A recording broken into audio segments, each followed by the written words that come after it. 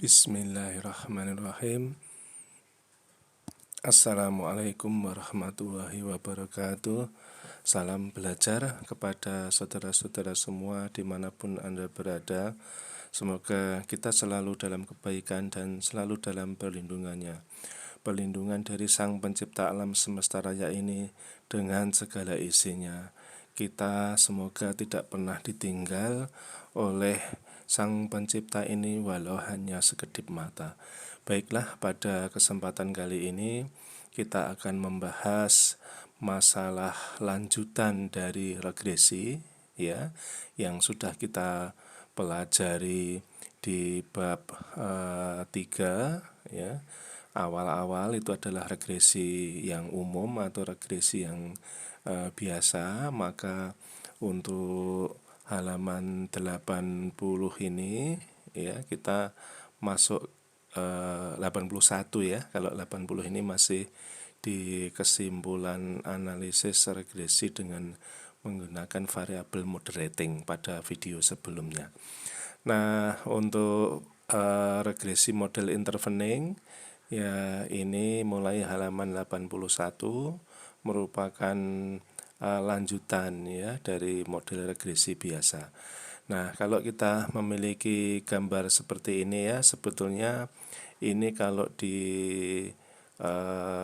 taruh di bawah, ini sebetulnya bisa juga ya, tapi kita membuat panah loncat atau melengkung itu mungkin sulit ya, maka ini ditarik ke atas ya.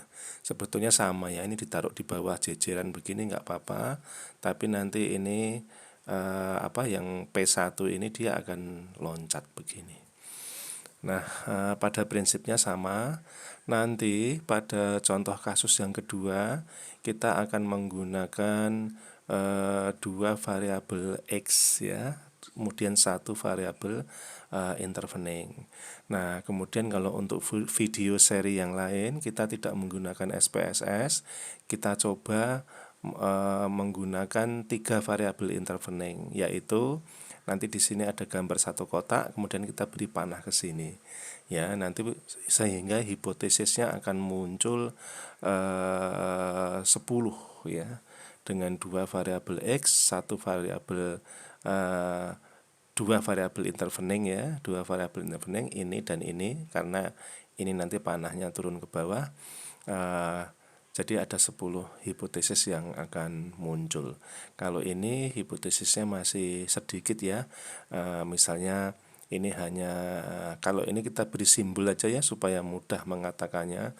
Kalau ngomong organizational citizenship behavior itu kan kelamaan ya. Nah, ini kita bikin variabel Y ya, kemudian ini Z, ini X ya, jadi X, Y, Z ya. Jadi hipotesis yang pertama itu X ke Z ya, apakah ada pengaruh transformasi leadership terhadap kinerja. Terus hipotesis yang kedua itu apakah ada pengaruh transformasi leadership terhadap OCB ya, organizational citizenship behavior. Dan hipotesis yang ketiga itu apakah ada pengaruh organizational citizenship behavior terhadap kinerja. Dan hipotesis yang keempat itu adalah apakah ada pengaruh transformasi leadership ini terhadap kinerja melalui organizational citizenship behavior ya. Jadi susah tahu kalau panjang-panjang, makanya kita bikin nanti pada pembahasan, nanti kita buat penyebutan yang lebih sederhana nanti supaya teman-teman semua bisa menggunakannya atau menerapkannya dengan bentuk variabel-variabel yang berbeda ya. Nanti ini X, ini Y dan Z. Data juga sudah saya rubah seperti itu ya, yang di sini sudah saya rubah menjadi X, Y, dan Z ya. Ini TL ini. TL-nya ada berapa pertanyaan ya. Di sini TL1 ini sebetulnya panjang ya. Nah, seperti ini, tapi biarkan saja, kita kan tidak mau menguji, kita tidak akan menguji validitas ya. kita anggap validitas, reliabilitas, kemudian uji asumsi klasiknya sudah oke, begitu. Ya, asumsinya seperti itu, sama seperti di model rating ya. Namun nanti dalam skripsi betulan Anda tidak boleh langsung ya, tetap Anda harus uji validitas, reliabilitas ya, untuk uji persyaratan apakah angket yang kita gunakan itu baik atau tidak. Nah, nanti kalau beres Anda baru masuk ke uji hipotesis dan uji asumsi klasik. Nah, uji asumsi klasik fungsinya sudah masih paham ya, masih ingat ya. Nah, dibuka lagi nanti videonya atau tutorialnya. Nah, kalau sudah uji asumsi klasik kita anggap oke ya, ini juga data ini mestinya sudah oke ya, sudah tested. Langsung kita ke uji hipotesis ya. Kita akan membahas masalah intervening. Nih ada X, kemudian ada Y ya, kemudian ada Z.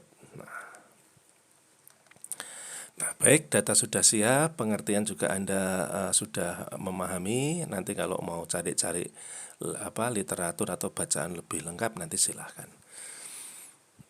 Nah, ini kurang rapi ya, tapi mungkin di buku Anda lebih rapi karena ini adalah file yang belum diedit ya. Nah, ini datanya. Kemudian langkah yang pertama ya, nanti kita akan menggunakan hanya 2 kali regresi ya. Menggunakan 2 kali regresi ini ya. Di halaman 81 ini ada satu regresi yang pertama itu meregres antara X dan Y ya. X dan Y. X-nya di sini toh, Y-nya di sini. Kemudian yang regresi yang kedua itu yang jadi Y itu kinerjanya. Ya, kemudian X dan Y-nya dimasukkan. Ya, ini yang jadi Y atau dependent, yang jadi dependent adalah Z-nya. Nah, begitu ya. Memang kalau nyusun persamaan logikanya dibalik ya, panahnya ini dibalik. Nah, baik, langkah yang pertama kita akan lakukan ya. Ini kalau Anda lihat buku mesti jelas ya, ini karena saya kecilkan. Baik, tidak apa-apa, ini langkah-langkahnya analyze, kemudian regression, kemudian linear ya. Lalu ini saya riset dulu, itu perintah saya yang pertama, masih diingat komputer. Transformation ya, sebagai X kan ya, kemudian Y-nya, dependentnya atau Y-nya itu OCB ya. Nah, udah ini aja, uji asumsi klasik kita abaikan, kita anggap sudah selesai ya. Nah, ini adalah hasil regresi yang pertama ya. Regresi yang pertama, ini kita lihat R square-nya 0,057. Ini termasuk kecil ya. Nah, kemudian ini nilai T-nya ini 2,428017 ya. Signifikan ya. Ya, jadi transformation X itu berpengaruh terhadap Y ya, transformation leadership itu berpengaruh terhadap organizational citizenship behavior ya.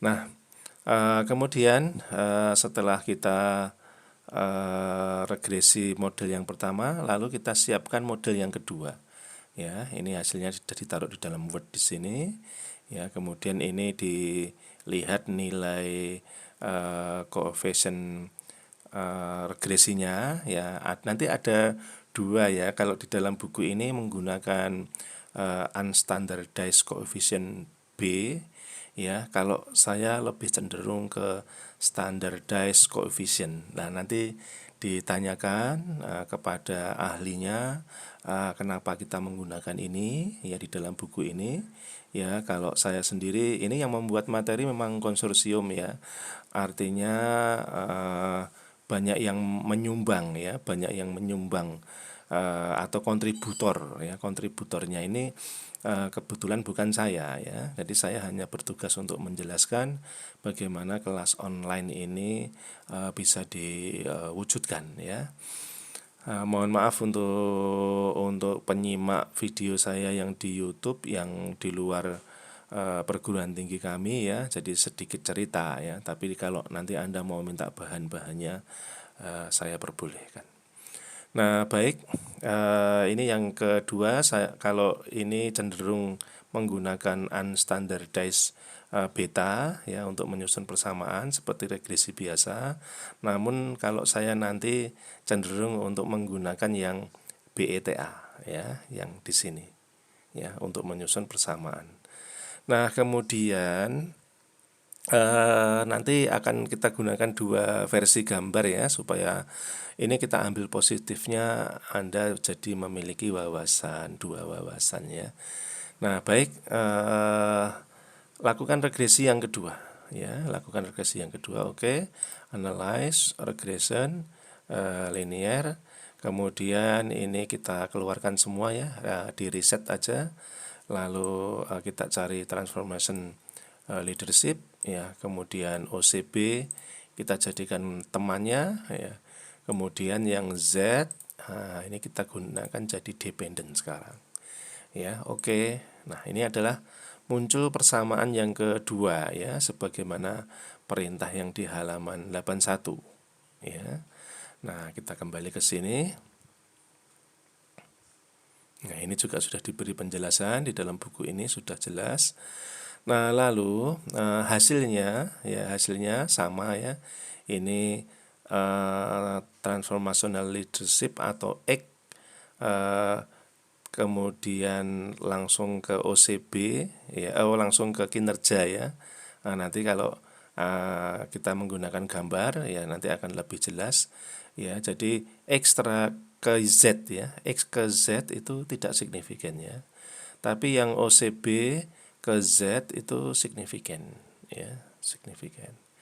Nah, kemudian ini sama, masih menggunakan persamaan yang kedua, ini masih menggunakan unstandardized coefficient B ya, sedangkan nanti kalau kita praktekkan, nanti kita lihat nanti kalau menggunakan standard coefficient BETA ya atau beta. Nah, sekarang sampai kepada merumuskan temuan-temuan tersebut dimasukkan ke dalam gambar ya. Ini saya sudah membuat versi yang kedua ya. Jadi kalau ini versi yang pertama tadi ya, ini 0,044 itu adalah koefisien regresi persamaan yang pertama yang di sini kan. Ya. Persamaan yang pertama. Oh, sebentar. Persamaan yang kedua ya, karena TL ke Z ini ya, 0,044 ini. TL ke Z ya. Kemudian ini persamaan yang pertama ya, 0,1333. Coba kita lihat ini. Nah, ini persamaan yang pertama. Kemudian yang ini persamaan yang kedua ini ya. Nah, seperti ini. Ini yang dipanah ini berarti variabel dependent. Ini yang dipanah variabel dependent. Ini mesti ada E-nya, ya. Jadi E itu adalah menunjukkan besarnya besarnya varian kinerja ini tidak dijelaskan oleh variabel yang memanah ya, yang jadi X ya. Yang jadi X atau yang jadi prediktor. Ini juga begitu, nanti ada E1, ini E2, karena ini persamaan kedua ya, E2. Jadi ini E1 ini persamaan pertama. Persamaan pertamanya kan tadi tuh ya, yang rumus yang pertama tadi, regresi yang pertama tadi. Dan ini adalah regresi yang kedua. Ini harus diberikan E. Nah, nilai E-nya, nilai E yang kedua tuh ini ya, 0,669. Kalau ini ya, kalau nilai E yang pertama tadi sudah dicari ya. Ini 0,97. Ini E1. Ini harusnya ditaruh di sini ya supaya lebih lengkap. Nah, saya sudah membuat ilustrasi yang lengkap ya di sini ya. Nah, jadi ini saya sudah membuat ilustrasi dengan menggunakan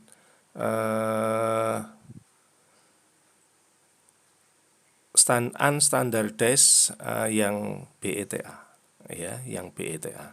Kalau yang di buku itu unstandardized B ya, yang di sisi kiri ya sebagaimana regresi biasa. Kalau saya yang di sini, nah kita akan praktekkan yang kedua. Ini sudah saya berikan nilai E dan nilai E ya, ini E1 dan E2. Lalu yang kuning-kuning ini adalah nilai T-nya ya, sudah saya sematkan di sini ya. Nah, ini juga sudah saya sematkan di sini, saya sudah sematkan di sini. Ya. Nah, nanti untuk pengambilan keputusannya ini sudah saya bikin juga. Misalnya persamaan satu itu TL ya. TL berpengaruh terhadap kinerja ya, atau X terhadap Z. Ini signifikan karena dia di bawah alfa itu. Nah, kalau TL kepada OCB yang di bawah ini ya, yang di bawah ini nilainya koefisien 1070 ya. Kalau di kalau dipakai yang standar koefisien B itu di sini 0,044. Nah, coba Anda lihat. Ini kan 0,044, kalau saya menggunakannya yang ini yang 0,074 ya, dengan T 1070 ya. Coba kita lihat ini ya, 0,074 ya. Terus kalau yang pakai B itu 0,044. Jadi jejeran aja ya, tidak ada masalah ya. Tapi nanti coba cari tahu kenapa kita menggunakan B dan kenapa kita menggunakan BETA. Nanti terserah pembimbing Anda mau menggunakan yang mana ya. Nah, saudara-saudara semua, jadi itu sudah kita susun ya. Ini ada yang versi B ya, unstandardized B, ini yang versi untuk unstandardized BETA ya, lengkap dengan uji T-nya. Nah, persamaan yang ketiga ini OCB ini ya, OCB terhadap kinerja atau Y terhadap Z ya. Ini nilainya koefisien BETA-nya 0,725, lalu ini nilai T-nya 10,421 ya. Jadi ini ya signifikan karena jauh di bawah 0,05 ya. Atau kalau signifikan apa enggak, itu sebetulnya nilai T ini di atas 2 gitu aja sudah masuk signifikan ya. Kalau mau gampang membacanya ya, tidak usah membaca signifikansi juga boleh ya, asal di atas nilai 2.